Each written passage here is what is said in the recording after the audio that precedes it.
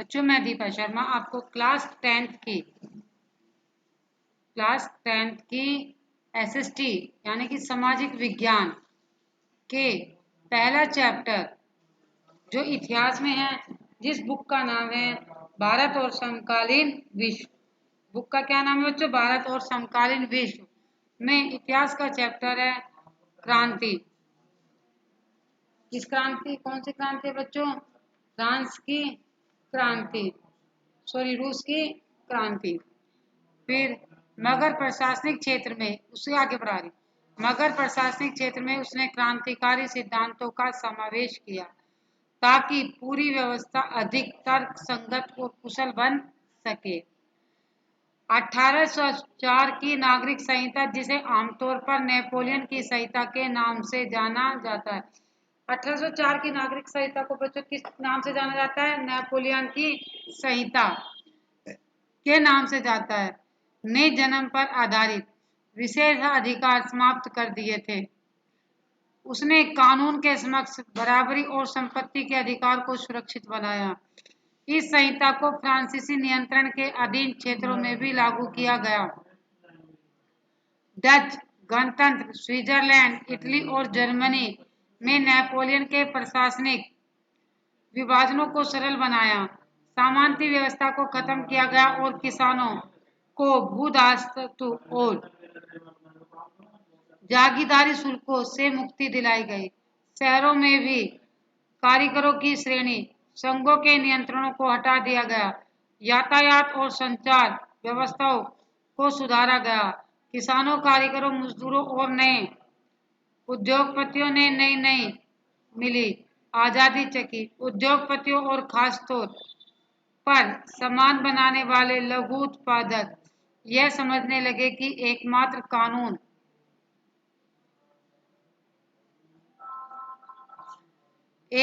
कानून मानक भार और माप को एक राष्ट्रीय मुद्रा से एक इलाके से दूसरे इलाके में वस्तुओं और पूंजी के आवागमन में सहूलियत होगी।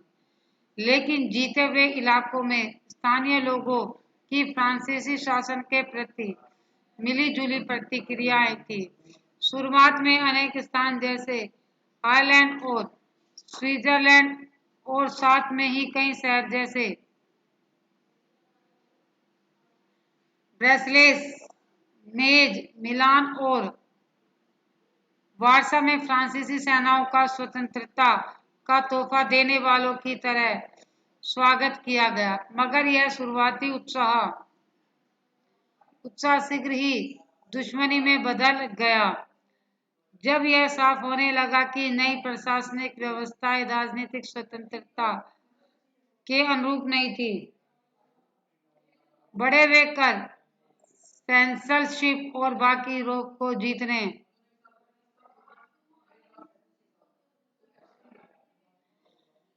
के लिए फ्रेंच सेना में जबरन भर्ती हो रहे नुकसान प्रशासनिक परिवर्तनों से मिले फायदों से कहीं ज्यादा नजर आने लगा। अब बच्चों यहाँ पर एक चित्र दिया हुआ है आपको, चित्र नंबर 5, जिसमें रायलैंड का डाकिया लाइसिंग के आते हुए सब कुछ गवा देता है। यहाँ नेपोलियन को 1823 में लाइसिंग की लड़ाई हारकर फ्रांस लौटते हुए डाकिया के रूप में दर्शाया गया है। उसके झोले में गिरती हर चिट्ठी इन भूभागों के नाम लिखे हैं जिन्हें अब वह हार चुका है।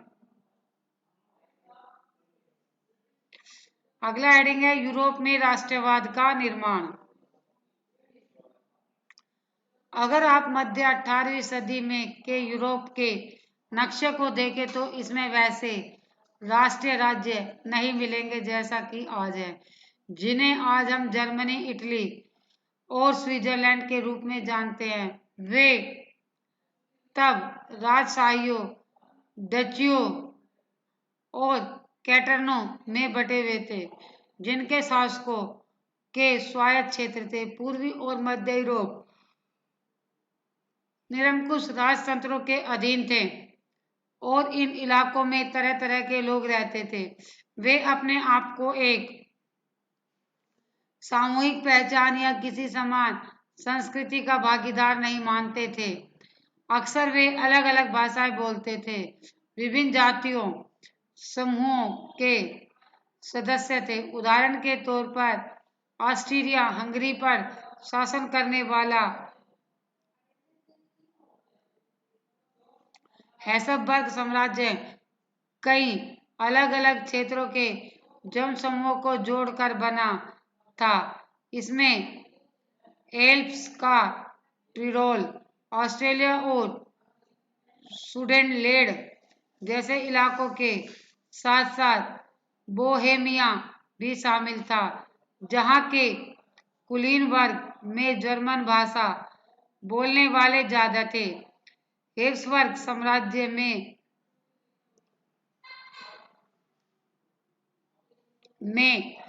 लॉम्बार्डी और वेनेशिया जैसे इतावली भाषी प्रांत भी शामिल थे। हंगरी में आधे लोग में ग्यार भाषा बोलते थे, जबकि बाकी लोग विभिन्न बोलियों का इस्तेमाल करते थे। ग्रीसिया में कुलीन वर्ग पोलिश भाषा बोलता था। इन प्रभावशाली समूहों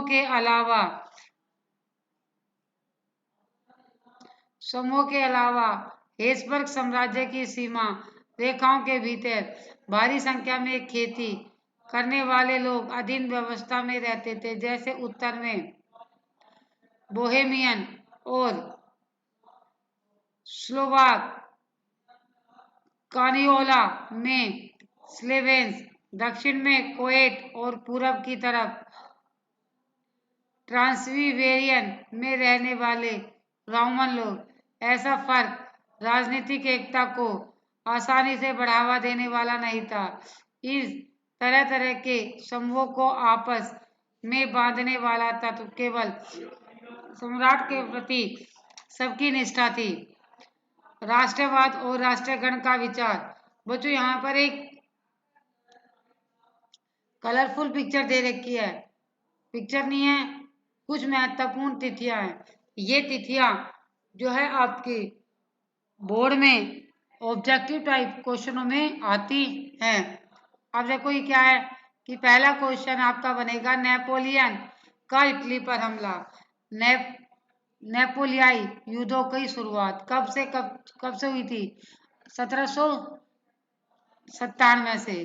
फिर नेपोलियन का पता और वियना संधि जो हुई थी 1814 से या 1815। फिर 1821 में यूनानी स्वतंत्रता के लिए संघर्ष प्रारंभ हुआ। फिर फ्रांस की क्रांति कब शुरुआत हुई? 1848 में। फ्रांस की क्रांति की शुरुआत कब हुई? 1848 में। अब इटली का एकीकरण कब हुआ? 1859 से 1870 के बीच में। इटली का एकीकरण बच्चों कब हुआ? 1859 से 1870 के बीच में। फिर जर्मनी का एकीकरण हुआ है 1866 से 1871 के बीच में। 1905 में क्या हुआ? हेरसर और ओटोमन साम्राज्यों में सलावा राष्ट्रवाद राजपूत होता है। इसके बाद सामाजिक और राजनीतिक रूप से जमीन का मालिक कुलीन वर्ग यूरोपीय महाद्वीप का सबसे प्रभुत्वशाली वर्ग था। इस वर्ग के सदस्य एक साझा जीवन शैली में बंधे हुए थे, जो क्षेत्रीय विभाजनों के आर पार व्याप्त थी। वे ग्रामीण इलाकों में जायदाद और शहरी हवेलियों के मालिक थे। राजनीतिक कार्यों के लिए तथा उच्च वर्गों के बीच वे फ्रेंच भाषा का प्रयोग करते थे। उनके परिवार अक्सर वैवाहिक बंधनों में आपस में जुड़े होते थे, मगर वह शक्तिशाली कुलीन वर्ग संख्या के लिहाज से एक छोटा समूह था। जनसंख्या के अधिकांश लोग कृषक थे। पश्चिमी में ज्यादातर जमीन पर किराएदार और छोटे काश्तकार खेती करते थे, जबकि पूर्वी और मध्य यूरोप में भूमि विशाल जागीरों में बटी थी, जिस पर भूदास खेती करते थे। पश्चिमी और मध्य यूरोप के हिस्सों में औद्योगिक उत्पादन और व्यापार में वृद्धि से शहरों का विकास और वाणिज्य वर्गों का उदय हुआ, जिसका अस्तित्व बाजार के लिए उत्पादन पर टिका था। इंग्लैंड में औद्योगिकरण 18वीं सदी के दूसरे भाग में आरंभ हुआ, लेकिन फ्रांस और जर्मनी के राज्यों के कुछ हिस्सों में वह 19वीं शताब्दी के दौरान ही हुआ। इन प्रक्रिया के फलस्वरूप नए सामाजिक समूह अस्तित्व में आए। श्रमिक वर्ग के लोग और मध्य वर्ग के उद्योगपति, व्यापारियों और सेवा के क्षेत्र लोगों से बने। मध्य और पूर्वी यूरोप में इन समूहों का आकार 19वीं सदी के अंतिम दशकों तक छोटा था। कुलीन विशेषाधिकारों की समाप्ति के बाद शिक्षित और उदारवादी मध्य वर्गों के बीच में ही राष्ट्रीय एकता विचार लोकप्रिय हुए। इसके बाद बच्चों हेडिंग है 2.2 उदारवादी राष्ट्रवाद के क्या मायने थे।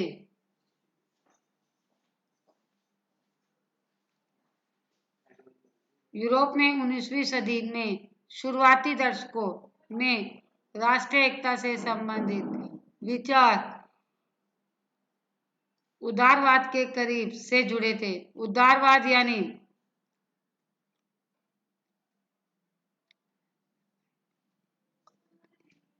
लिबर्यसम शब्द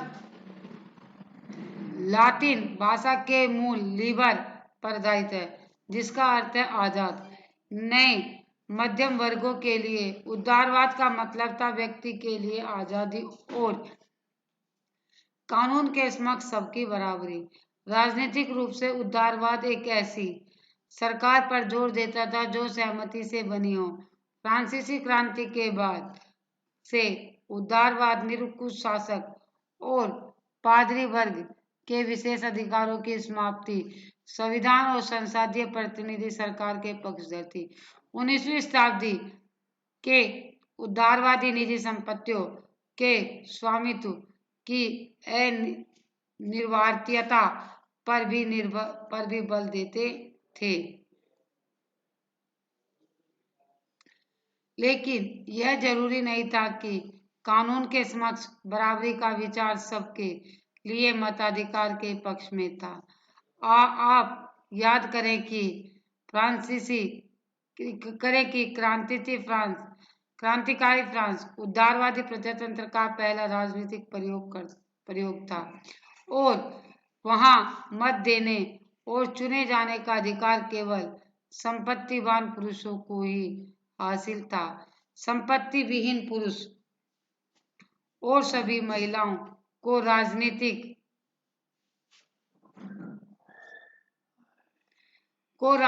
अधिकारों से वंचित रखा गया था। केवल थोड़े समय के लिए जैकोबिन शासन के समय सभी वयस्क पुरुषों को मताधिकार प्राप्त था, मगर नेपोलियन की सहायता पुनः सीमित मताधिकार वापस आई और उसने महिलाओं को अवयस्क दर्जा देते हुए उन्हें पिताओं और पतियों के अधीन कर दिया। संपूर्ण 19वीं सदी और 20वीं सदी के आरंभिक वर्षों में महिलाओं को संपत्ति विहीन पुरुषों ने समान राजनीतिक अधिकारों की मांग करते हुए विरोध आंदोलन चलाए। आर्थिक क्षेत्र में उदारवाद बाजारों की मुक्ति और चीजों की पूंजी के आवागमन पर राज्य द्वारा लगाए गए नियंत्रणों को खत्म करने के पक्ष में था। 19वीं सदी के दौरान उभरते हुए मध्य वर्गों की यह जोरदार मांग थी। आइए हम 19वीं सदी के पहले भाग में जर्मन भाषी इलाकों का उदाहरण लें। नेपोलियन के प्रशासनिक कदमों से अनगिनत छोटे प्रदेशों 29 राज्यों का एक महासंघ बना। इसमें से प्रत्येक की अपनी मुद्रा और नापतोल की प्रणाली थी, यानी कि हर संघ की अलग अलग मुद्रा बन गई और वह अलग अलग नापतोल की प्रणाली पर कार्य करता था। 1833 में हेम्सबर्ग से न्यूरेबियम जाकर अपना माल बेचने वाले एक व्यापारी को 11 सीमा शुल्क नाकों से गुजरना पड़ता था।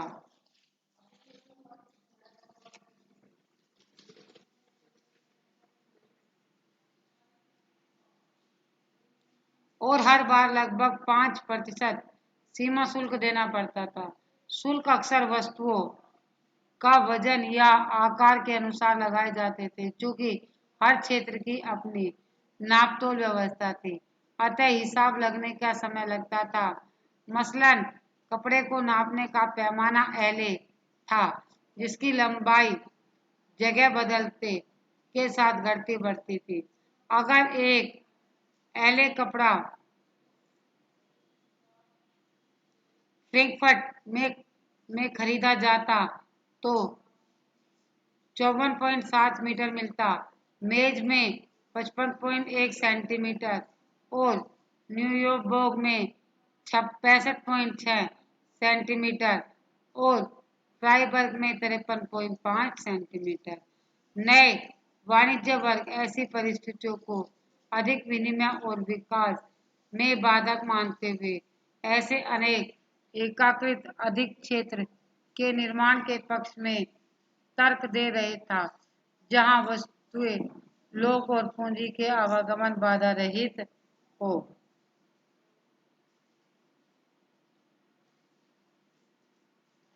1834 में प्रशा का पहल एक शुल्क संघ जोल वेराइन स्थापित किया गया, जिसमें अधिकांश जर्मन राज्य शामिल हो गए। इस संघ ने सीमा की संघर्ष शुल्क अवरोधों को समाप्त कर दिया और मुद्राओं की संख्या 2 कर दी, जो उससे पहले 3 से ऊपर थी। इसके अलावा रेलवे के जाल ने गतिशीलता बढ़ाई और आर्थिक हितों को राष्ट्रीयकरण का सहायक बनाया। उस समय पनप रही व्यापक राष्ट्रवादी भावनाओं को अधिक राष्ट्रवाद की लहर ने मजबूत बनाया। बच्चों, अब फिर ये प्रिंटेड दे रखा है। यह अर्थशास्त्री राष्ट्रीय अर्थव्यवस्था की शब्दावली को सोचने लगे। वे चर्चा करने लगे कि राष्ट्र कैसे विकास कर सकता है और कौन से आर्थिक कदम राष्ट्र को निर्मित करने में मदद दे सकते हैं। जर्मनी के ट्यूबिंगन विश्वविद्यालय में अर्थशास्त्र के प्रोफेसर फ्रेडरिक लिस्ट ने 1934 में लिखा कि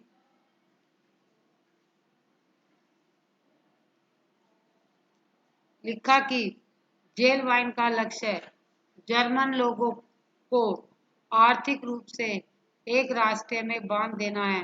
वह राष्ट्र की आर्थिक हालत जितनी बाहरी तरह से उसके हितों की रक्षा करके मजबूत बनाएगा, उतना ही आंतरिक उत्पादकता को बढ़ाकर भी उसे प्रांतीय हितों को आपस में जोड़कर राष्ट्रीय भावना को जगाना और उठाना चाहिए। जर्मन लोग यह समझ गए कि एक मुक्त आर्थिक व्यवस्था ही राष्ट्रीय भावनाओं के उत्पन्न होने का एकमात्र जरिया है। बच्चों, आशा करती हूँ कि आप लोगों को यह पाठ पढ़ाया गया है समझ में आ गया होगा। मैंने इससे पहले आपको फ्रांस की क्रांति का रूस की क्रांति का पार्ट फर्स्ट भी भेजा हुआ है।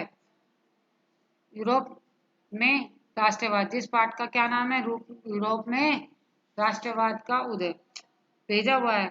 अब ये सेकंड पार्ट मैं आप लोगों को भेज रही हूँ।